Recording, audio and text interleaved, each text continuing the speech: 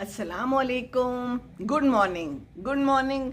ऐसे है कि इस वक्त कुछ 11:15 का टाइम है। मेरा खाना बन चुका है, मैं बाहर बैठी हुई हूँ इंतज़ार में, और अभी अबू ने आना है बाहर, तो मैंने कहा कि चले मैं एक छोटी सी वीडियो बना लेती हूँ।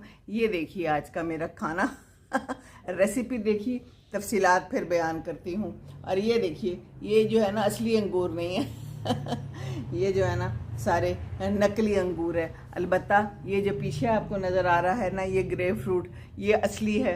मेरी बहन ने अपने फार्म हाउस से भिजवाया है और क्या शानदार है, और मैंने काट के रख लिया है। और खीरे भी असली हैं खीरे भी असली हैं और बाकी खाना भी असली है।